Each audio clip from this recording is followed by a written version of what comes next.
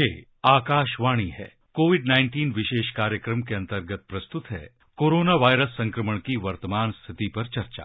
प्रस्तुत कर रहे हैं आकाशवाणी संवाददाता नवीन सक्सेना। कार्यक्रम में आमंत्रित स्वास्थ्य विशेषज्ञ हैं अखिल भारतीय आयुर्विज्ञान संस्थान पटना के डॉक्टर संजीव कुमार।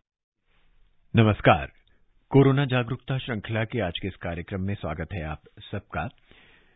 एक नजर डाल लेते हैं कि देश में इस समय कोरोना की क्या स्थिति है, टीकाकरण की क्या स्थिति है। 16 जनवरी को टीकाकरण अभियान शुरू किए जाने के बाद भारत ने 4 से ज्यादा बार प्रतिदिन 1 करोड़ से ज्यादा टीके लगा दिए हैं। ये एक अपने आप में उपलब्धि है और देश में अब तक कुल 81 करोड़ से ज्यादा टीके लगाकर आज एक और नया कीर्तिमान हम लोगों ने स्थापित कर दिया है। यानी कुल अब तक हम 81 करोड़ टीके अपनी जनता को लगा चुके हैं, जो कि अपने आप में एक बहुत बड़ी उपलब्धि है। कोरोना को लेकर फिर भी, टीकाकरण को लेकर फिर भी मन में कुछ सवाल हैं, कुछ जिज्ञासाएं हैं, कुछ पोस्ट कोविड को लेकर जिज्ञासाएं हैं। कोरोना के बाद होने वाली कुछ जटिल समस्याओं को लेकर, कुछ जटिल बीमारियों को लेकर लोगों के मन में कुछ शंकाएं, कुछ सवाल, कुछ जिज्ञासाएं हैं। रोजाना हम इस कार्यक्रम को आपके लिए लेकर आते हैं, जिसमें हम उन सभी तमाम प्रश्नों का हल ढूंढने की कोशिश करते हैं, चर्चा करते हैं अपने स्वास्थ्य विशेषज्ञ के साथ, आपके सवाल लेते हैं, आपकी जिज्ञासाएं लेते हैं, आपके प्रश्न लेते हैं और उम्मीद करते हैं कि आपके सभी सवाल, सभी जवाब, सभी सवाल और सभी जिज्ञासाएं आपकी शांत हो जाती होंगी हमारे एक्सपर्ट्स के द्वारा बताए गए उपायों से। बहरहाल आज के इस अंक में हमारे साथ डॉक्टर संजीव हैं। डॉक्टर संजीव, स्वागत है आपका। आप सभी का अभिवादन, सभी श्रोताओं को मेरा नमस्कार। जी डॉक्टर संजीव, टीकाकरण अभियान लगातार तेजी पकड़ रहा है। अब एक दिन में 1 करोड़ जनता को हम लोग टीका लगाने के उस लक्ष्य को भी हासिल कर चुके हैं और उम्मीद है कि बहुत जल्दी हम उस हिसाब तक, उस मुकाम तक पहुंच जाएंगे जिसे हम हर्ड इम्यूनिटी की बात जो हम कर रहे हैं, लगातार हम कर रहे हैं जब से हमने ये प्रोग्राम शुरू किया है। आपको क्या लगता है, आप क्या सोचते हैं कि उस मुकाम तक पहुंचने के लिए हमें अभी कितना और वक्त लगेगा? नहीं, अभी बिल्कुल सही कहा आपने। टीकाकरण पूरे देश में काफी तेजी से और काफी समुचित ढंग से हो रहा है। एक बड़ी जनसंख्या का एक बड़ा भाग कम से कम एक टीकाकरण की 1 डोज तो जरूर ले चुका है और करीब पूरे देश में 25 से 30% लोग ऐसे हैं जिन्होंने टीकाकरण के दोनों डोज ले लिया है। जी। तो और इधर हमारे स्वास्थ्य एवं परिवार कल्याण मंत्रालय और प्रधानमंत्री के निर्देश और इच्छा के अनुसार लक्ष्य रखा गया है कि 1 करोड़ लोगों को एक दिन में टीका लगाया जाए। और पिछले 10 दिन का डाटा देखें तो 2-3 दिन ऐसे हुए हैं जो 1 करोड़ से ज्यादा लोगों को टीका लग चुका है। जी। और राज्य सरकारें भी अपने अपने तरह से टीकाकरण के लिए लोगों को प्रोत्साहित कर रही है। टीकाकरण के कई उपाय लोगों तक टीका पहुंच सके इसके किए हैं। और मैं बता दूं, अकेले बिहार में पटना से हूं, तो बिहार सरकार ने भी टीकाकरण का लक्ष्य जो रखा था कि 6 करोड़ लोगों को इस साल के अंत तक टीका दे दिया जाए। और आप जानते हैं कि बिहार की जनसंख्या करीब 12 से 13 करोड़ के बीच में है। जी, तो लगभग आधी जनसंख्या को। और मैं बता दूं, खुशी की बात है कि कल तक 17 तारीख को प्रधानमंत्री माननीय श्री नरेंद्र मोदी के जन्म दिवस पे विशेष टीकाकरण अभियान चलाया गया था और कल तक जो डाटा है कि बिहार ये 6 करोड़ की संख्या छूने वाली है। जी। यानी लक्ष्य 6 करोड़ का जो लक्ष्य है वो बहुत जल्दी प्राप्त कर लेंगे। इसी तरह से हर राज्यों में भी हो रही है। तो और दूसरी चीजें हैं, कई बाधाएं आती हैं टीकाकरण में, जैसे कि बाढ़ का अभी मौसम है। ये जो मौसम चल रहा है देश के पूर्वी भागों में और उत्तर के प्रदेशों में भी बाढ़ आती है। जी। तो ऐसे में मैं बताऊं कि बिहार सरकार ने एक अनोखी पहल की है। नाव पर ही मोबाइल टीकाकरण केंद्र बनाया है। तो बाढ़ के क्षेत्रों में जहां जल जमाव ज्यादा हो रहा है वहां नाव से चिकित्सा कर्मी जाते हैं लोगों के घर तक, गांवों तक और वहां टीका देते हैं। जी। तो ये बहुत अच्छी पहल है। जी। और शायद इसी उम्मीद से इसी तरह की पहल सभी राज्य सरकारें भी कर रही हैं ताकि ज्यादा से ज्यादा जनता को टीका लगाया जा सके। जी संजीव जी, चर्चा करेंगे हम इस पे। बहरहाल हमारे एक पहले श्रोता हमसे जुड़ चुके हैं उत्तर प्रदेश के शामली से, ठाकुर अबराल सिंह आर्य। अबल सिंह जी, स्वागत है आपका। जी जी जी जी जी नमस्ते। नमस्कार जी, मैं ठाकुर अबल सिंह आर्य जी, जिला शामली के गांव दखोड़ी से बोल रहा हूँ। जी कहिए, क्या जानना चाहते हैं आप? जी, मैं जानना ये चाहता हूँ जी, जैसे अभी पिछले दिनों ये जानकारी मिली कि ये जो वायरस है हमारा, ये कोरोना, ये वुहान में पैदा हुआ, जहाँ मीट की दुनिया की सबसे बड़ी मंडी। जी अच्छा, मेरी बात को आप थोड़ा गंभीरता से लेंगे, शायद मुझे ऐसा आशा करता हूँ मैं। कहिए। जी, इससे अलग एक दूसरा वायरस हुआ, बर्ड फ्लू। हाँ जी। वो भी मांसाहार से संबंधित था। जी। इससे एक अलग वायरस हुआ, स्वाइन फ्लू, वो भी मांसाहार से संबंधित था। जी। तो मैं ये जानना चाहता हूँ कि ये जो मांसाहार है, ये इस प्रकार के वायरसों को पैदा करने के लिए बहुत ही अहम भूमिका निभाता है। हाँ जी। तो आपका प्रश्न क्या है? डॉक्टर ये जानना चाहते थे कि बर्ड फ्लू, स्वाइन फ्लू और कोरोना जो है, तीनों के तीनों जो हैं, ये पक्षियों से फैलने वाले जो हैं वायरस हैं, इन तीनों का अंतर के साथ साथ ये शायद ये भी जानना चाहते हैं कि कोरोना ही इतना घातक क्यों हुआ? अच्छा, ये इनका प्रश्न है। जी, ये बिल्कुल सही जानकारी है और इन्होंने मुझे बहुत खुशी है कि इन्होंने एनालाइज किया है, गहरा अध्ययन किया है जी, कि ये जो सारे वायरस जो हैं वो फ्लू या पक्षियों से, हाँ, पक्षियों से आते हैं। तो एक बात मैं बता दूं, थोड़ा मैं इनको क्लियर करूंगा कि इन्होंने बोला कि मांसाहार से संबंधित है। हाँ जी, हाँ जी। तो ये कोई भी वायरस का लाइफ साइकिल ऐसा होता है कि इसको जन्मने के लिए, इसको पनपने के लिए, बढ़ने के लिए किसी होस्ट की जरूरत होती है। तो इनका एक इंटरमीडिएट होस्ट जरूर कोई न कोई पक्षी होता है, नहीं तो ये पनप नहीं पाएंगे। और पक्षी से ये दूसरे होस्ट, डेफिनेटिव होस्ट मानव में आता है। तो लेकिन ये पनपता जरूर पक्षी में, लेकिन उससे हमारे आहार से संबंधित नहीं है। क्योंकि अगर जो मांसाहारी लोग होते हैं वो पक्षी या जानवरों के कुछ मांस खाते हैं जो हाई प्रोटीन होती है, तो उसको हम लोग पका के खाते हैं, तो खाने से ये नहीं फैलता है। ये उसमें पनपता है और दूसरे स्रोतों से, जैसे कोरोना वायरस जो है वो स्नीजिंग से, मतलब श्वास नली से के द्वारा फैलता है जो। तो ये तो क्लियर हो गया। दूसरा है कि आपने सही कहा कि यही इतना खतरनाक क्यों है। ये सारे जो स्वाइन फ्लू हैं या बर्ड फ्लू हैं या कोविड है, कोविड वायरस, ये सारे खतरनाक वायरस हैं जी। सब वायरस के अलग अलग कैरेक्टर होते हैं, उनके जो जीनोम होती है, जो जीन्स की सीक्वेंसिंग होती है, उसके अनुसार उसके वो कितना घातक होगा, उसकी क्या असर पड़ेगा मानव शरीर में, क्या सिम्टम्स होंगे, वो थोड़ा भिन्न होता है उनके जेनेटिक मटेरियल के कारण। तो ये तीनों ही खतरनाक हैं, लेकिन इसमें ये जीनोम जो है कोविड का, उसमें अंतर सिर्फ इतना ही है कि सिम्टम्स भी करीब करीब ऐसे रहते हैं, थोड़ा मोर्टिलिटी रेट इसकी ज्यादा है। सबसे बड़ा अंतर है कि ये मानव से मानव में फैलता है। यानी कि अगर कोई व्यक्ति जो इस पीड़ित के संपर्क में आए, जैसे इलाज करने वाला है, चिकित्सा कर्मी, तो उसे भी होने का चांस होता है।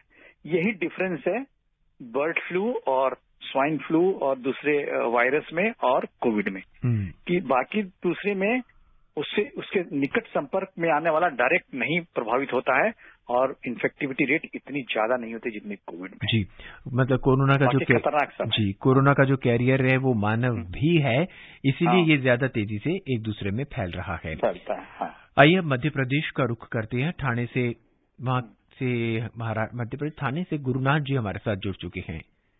गुरुनाथ जी, स्वागत है आपका। जी सर, नमस्कार। जी नमस्कार। डॉक्टर साहब को भी नमस्कार।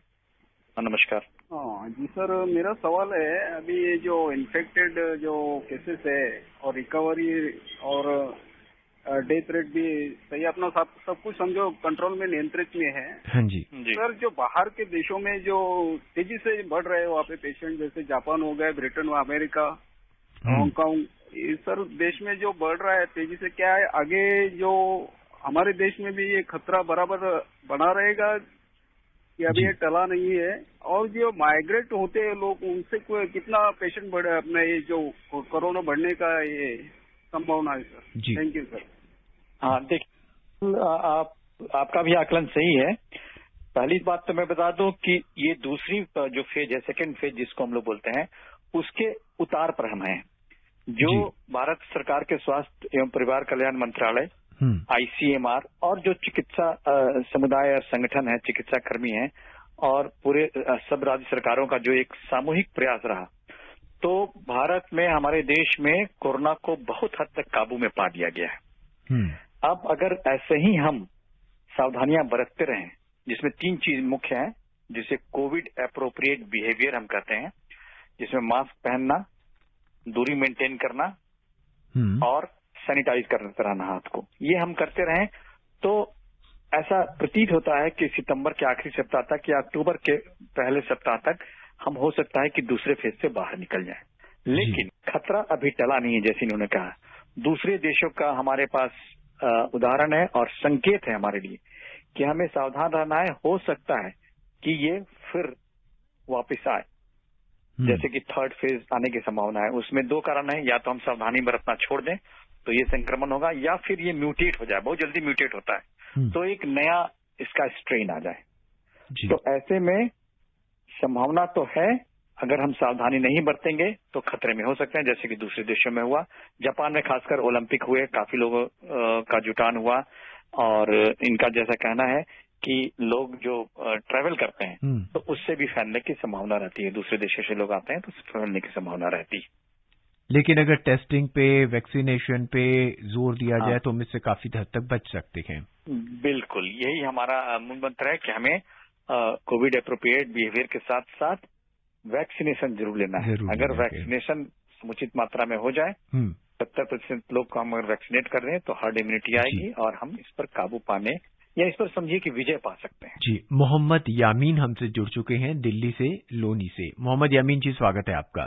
सर नमस्कार। नमस्कार डॉक्टर साहब को नमस्कार जी। मैं यामीन रेडियो वाला, चिरौड़ी लोनी, जिला गाजीपुर। जी कहिए। हाँ नमस्कार। मैं ये जानना चाह रहा था, जैसे कि पहली डोज ले ली और 3 महीने हो गए, तो दूसरी डोज नहीं मिल पा रही है, 15 दिन फालतू हो गए, 20 दिन फालतू हो गए, तो क्या पहली डोज का सर खत्म हो जाएगा सर क्या? जी डॉक्टर।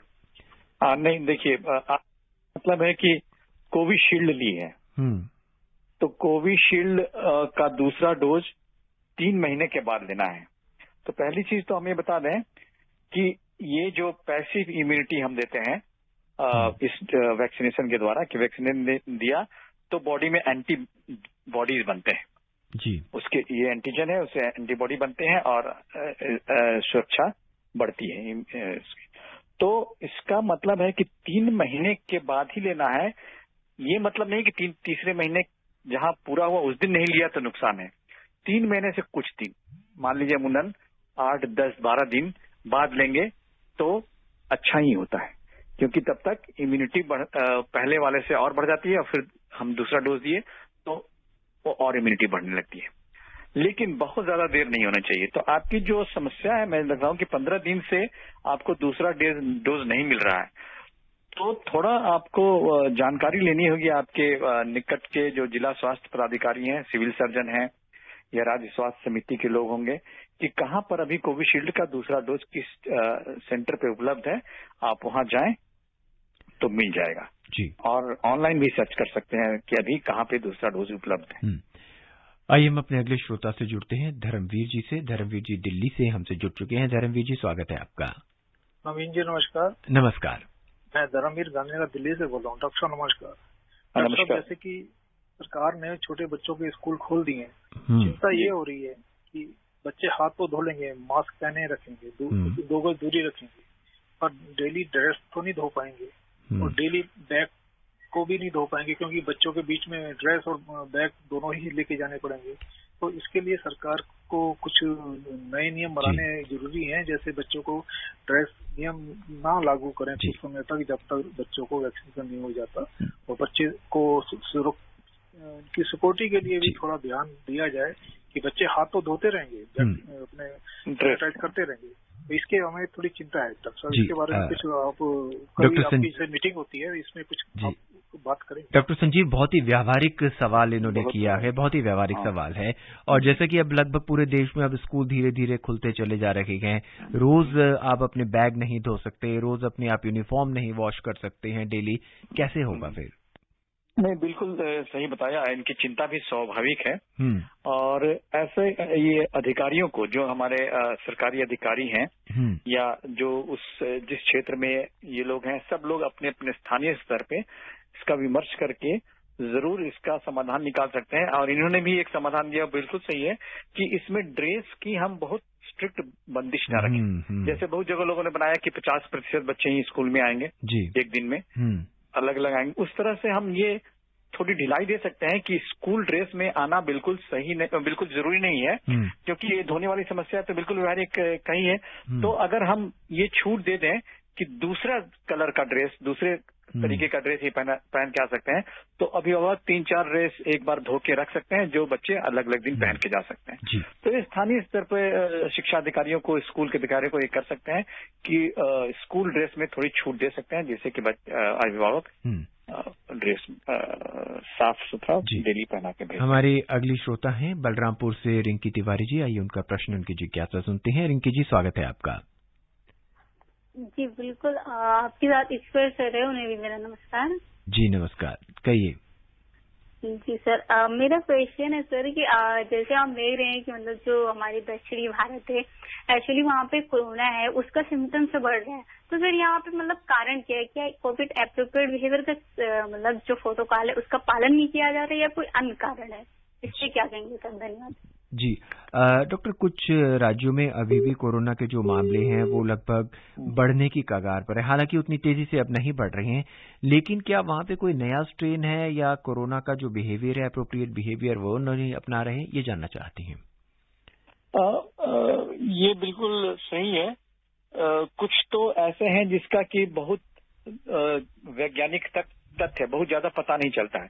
ये स्टैटिस्टिक होते हैं कि इस क्षेत्र में ज्यादा हो रहा है, उस क्षेत्र में कम हो रहा है। जैसे हमारे देश में ही अभी दक्षिण के राज्यों में, केरला में, कर्नाटका में और महाराष्ट्र में ज्यादा केस हो रहे हैं, दूसरे जगह नहीं हो रहे हैं। पूरी दुनिया में भी कमोबेश यही स्थिति कि किसी देश में हो रहे हैं, किसी देश के किसी क्षेत्र में हो रहे हैं, कहीं नहीं हो रहे हैं। तो कारण जो फैलने का है वो कई कारण है। जैसे एक तो कारण जरूर है, पहला कि कोविड एप्रोप्रिएट बिहेवियर का सही अगर बहुत स्ट्रिक्टली पालन नहीं हो रहा है तो बढ़ने की संभावना होती है। दूसरा, अगर इम्यूनिटी उस क्षेत्र के पॉपुलेशन में, जैसे कोई पहाड़ी क्षेत्र है, कोई समुद्री क्षेत्र है, कोई पठार है, तो हर जगह के अलग अलग एथनिसिटी में अलग अलग इम्यूनिटी होते हैं। तो एक इम्यूनिटी अगर किसी कम है तो होगा। दूसरा, कहीं किसी राज्य में, जैसे हमारे यहाँ केरल में, लोगों का विदेश से आना जाना अमूमन दूसरे क्षेत्रों से ज्यादा होता है, तो उस आवागमन से भी हो सकती है। और चौथा जरूर है कि जो स्ट्रेन बदल जाता है, जो म्यूटेशन होता है, जैसे डेल्टा आया फिर डेल्टा प्लस आया, तो उन क्षेत्रों में हमने देखा कि महाराष्ट्र में, केरला के कुछ क्षेत्र में डेल्टा प्लस स्ट्रेन ज्यादा हो रहे हैं। ये जो कोरोना वायरस है, इसका ये कैरेक्टर है कि ये बहुत जल्दी म्यूटेट करता है। तो अगर म्यूटेट करके इसके जीनोम में चेंजेस आ जाते हैं, तो ये पहले से अगर आपने इम्यूनिटी बढ़ा भी रखी है तो ये फिर अटैक करते हैं उसमें। जी। तीसरा है कि हाइजीन, हर क्षेत्र का अलग अलग हाइजीन होता है। तो ये सारे चीजें मिलजुल के कारण बनते हैं कोविड के दोबारा आने की या फैलने की। मुंबई से राहुल पटेल जी काफी देर से इंतजार कर रहे हैं अपने प्रश्न का, ये सुनते हैं वो क्या जानना चाहते हैं। राहुल जी, स्वागत है आपका। नमस्ते सर। नमस्ते जी सर, मेरे 2 प्रश्न, एक सलाह और प्रश्न है। जैसे मैं दृष्टिबाधित और अक्सर पूछता हूँ कि मुझे आरपी और ग्लूकोमा का प्रॉब्लम है, तो मैं क्या वैक्सीन ले सकता हूँ? जी। तो मैंने पहले वैक्सीन ले लिया है, तो आंखों को कुछ प्रॉब्लम नहीं होता है जी। और मेरा प्रश्न ये है कि वैक्सीन लेने के समय डॉक्टर लोग कहते हैं कि पानी ज्यादा पीने का, तो ये पानी का क्या संबंध है वैक्सीन के साथ? मुझे इसके बारे में जरा बताइए। जी डॉक्टर संजीव। जिनको इनकी जिज्ञासा बहुत सरल आंसर है। पहला कि अगर आपको ग्लूकोमा है तो भी आप वैक्सीन ले सकते हैं, दोनों डोज ले सकते हैं, कोई इसमें चिंता की बात नहीं है। हाँ, अगर ग्लूकोमा के लिए कोई आपके डॉक्टर आपको कोई दवाई दे रहे हैं तो उसे नियमित रूप से खाते रहें और समय पर खा के और आप वैक्सीन ले सकते हैं। जी। दूसरा कि पानी ज्यादा पीने का कहना है, उससे कोई डायरेक्ट रिलेशन नहीं है वैक्सीनेशन का। आप जो नॉर्मल डाइट है, नॉर्मल पानी पीते हैं, वैक्सीन के समय भी वैसा ही आपको रखना है। यूजुअली लोग बोल देते हैं आमतौर पे कि ज्यादा पानी पिएंगे तो आपका किडनी से फ्लश ज्यादा होगा, यूरिन ज्यादा होगा। तो अगर कोई ड्रग किसी कारण से ज्यादा मात्रा में पड़ गया या साइड इफेक्ट हो गया तो किडनी के थ्रू वो निकल जाएगा। बाकी वैसे कोई अलग से ज्यादा पानी पीने की जरूरत नहीं है। तो ये एक अच्छी जानकारी निकल कर आई है कि आप पानी को थोड़ा सा ज्यादा पी लीजिए ताकि अगर किसी भी तरह का कोई इन्फेक्शन है वो थ्रू निकल जाएगा किडनी के। अच्छा डॉक्टर साहब, विश्व में अब बूस्टर डोज की चर्चा लगातार अब सुनने में आ रही है कि भाई अब बूस्टर डोज की लगाने की तैयारी हो गई है या बूस्टर डोज लगाना चाहिए। तो अब हम क्या ये मान के चलें कि जिन्होंने 2 डोजेज वैक्सीनेशन की ले चुके हैं और काफी लंबा समय हो गया है उन्हें, तो क्या अब उन्हें बूस्टर डोज की जरूरत पड़ सकती है? देखिए, बूस्टर डोज की चर्चा तो हो गई है और इस पे काफी स्टडी चल रही है, रिसर्च भी चल रहे हैं। तो जैसा कि पहले जो डेटा आए, जो भी ट्रायल्स हुए, उसमें देखा गया कि ये जो वैक्सीन हम ले रहे हैं वो 12 से 14 महीने तक इफेक्टिव है। जी। यानी कि अगर 1 साल के बाद इसकी इफेक्टिवनेस कम होती है तो बूस्टर डोज लेने की बात होती है।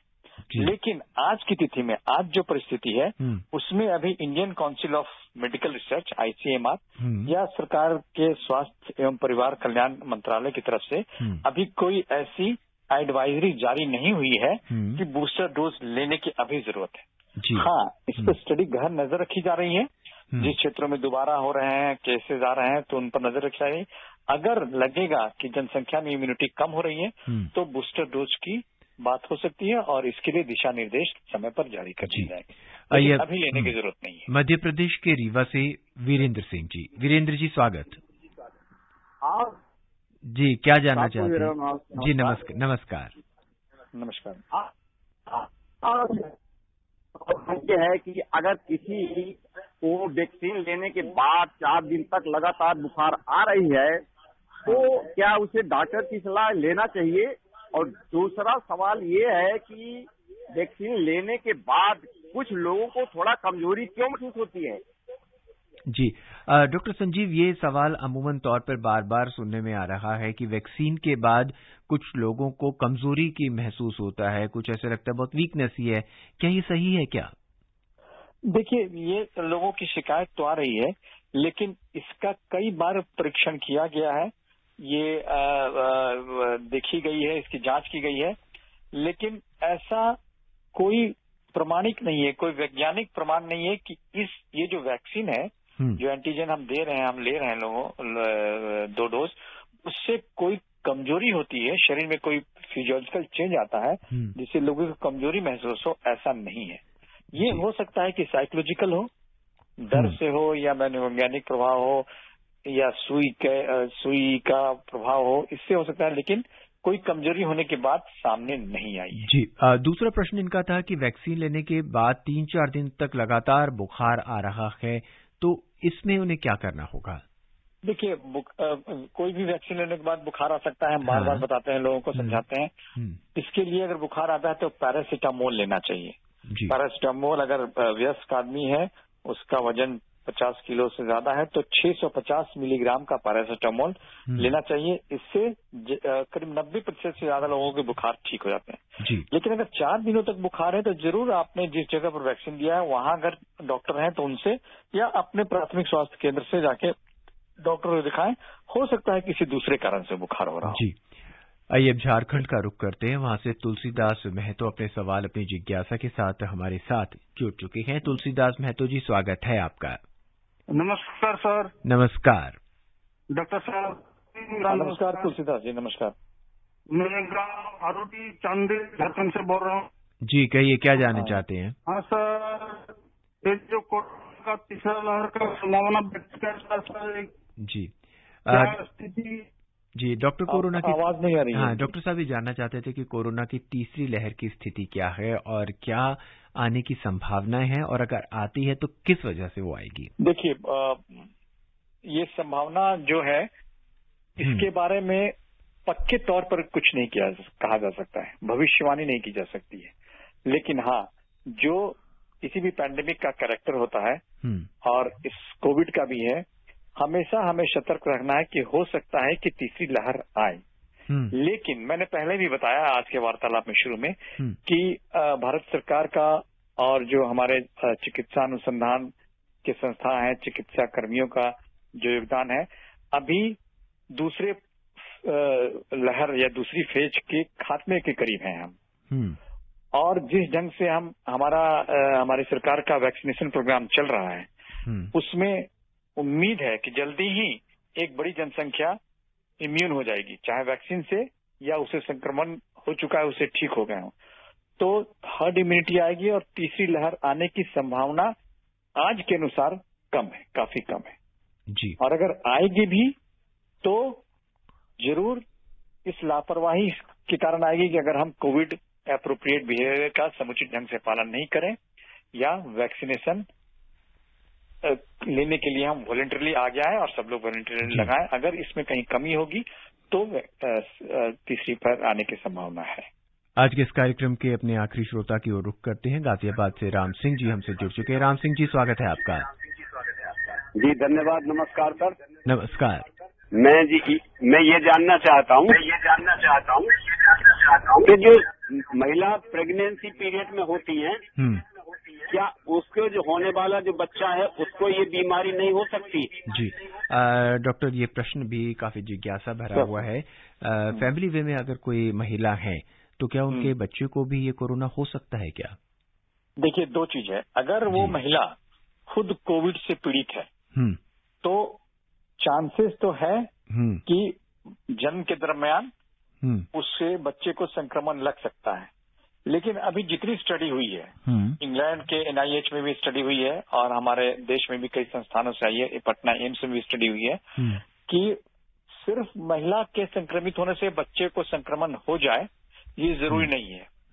जिन बच्चों को संक्रमण हुआ भी है तो वो एक फैक्टर तो है महिला संक्रमित है, दूसरा अस्पताल में, क्योंकि अस्पताल में कोविड पीड़ित महिला है, दूसरे रोगी भी होते हैं, तो अस्पताल से उसे संक्रमण लग सकता है जी। अदरवाइज ये पक्का नहीं है कि अगर संक्रमित महिला है तो उसका बच्चा भी संक्रमित ही होगा, चांसेस कम है जी। और अगर महिला संक्रमित नहीं है तो बहुत ही कम चांस है कि बच्चे को कोविड होगा। डॉक्टर संजीव, अब कार्यक्रम के अंत में हम आपसे ये जानना चाहेंगे कि आप क्या संदेश देना चाहेंगे हमारे श्रोताओं को, ताकि वो अपने आप को, परिवार को और समाज को कोरोना से बचाए रखें?